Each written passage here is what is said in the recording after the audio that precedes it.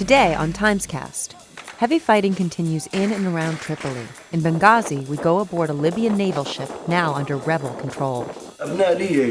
Gaddafi, he means nothing to me. For 42 years, he meant nothing to me. In Wisconsin, a legislative standoff over collective bargaining rights continues. And TV networks stay relevant in the internet age with live events like the Oscars. In the Libyan capital of Tripoli, clashes continued as Colonel Gaddafi's security forces used gunfire to disperse thousands of protesters streaming out of Friday prayers. These clashes were documented on YouTube and Facebook, but on Libyan state television, Colonel Gaddafi made a seemingly surreal appearance, addressing a crowd of supporters in Tripoli's Green Square. Muammar Gaddafi is one of you. You must dance, sing, and be happy. It is impossible to know if it was live or pre-recorded, or if the supporters were staged. And in an attempt to diffuse critical media reports, Colonel Gaddafi's son agreed to an interview with a Turkish TV network. We have Plan A, Plan B, Plan C. Plan A is to live and die in Libya. Plan B is to live and die in Libya. Plan C is to live and die in Libya. And in the eastern coastal city of Benghazi, a small naval base is now controlled by the opposition. This is David Botti reporting from the Libyan city of Benghazi. These are the Libyan naval ships that, according to their officers and crew, are now under the command of the revolution. The small naval base was once named after the city, but it's now under a new name, the Martyrs of February 17th, in reference to Libyans killed protesting against President Muammar Gaddafi. 53-year-old Colonel Noureddin Harala took command of the base after his superiors fled.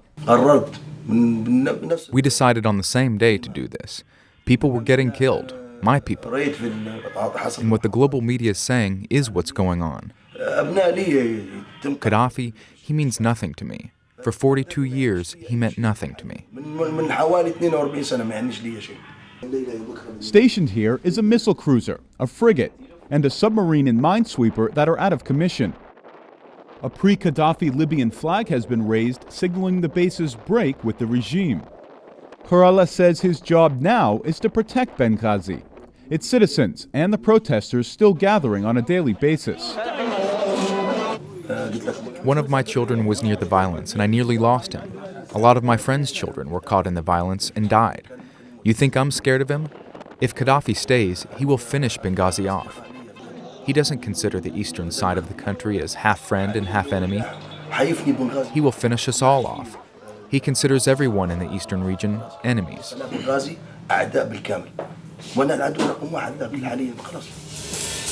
In Wisconsin, Republican Governor Scott Walker's bill to limit the collective bargaining rights for most public workers has turned into a legislative showdown. They're coming to bust all unions so the Republicans have the upper hand on everybody and take over everything. This is Rich Oppel for the New York Times in Madison, Wisconsin at the state capitol. Just after midnight this morning, the state assembly, which is one of two houses here, passed the governor's budget bill.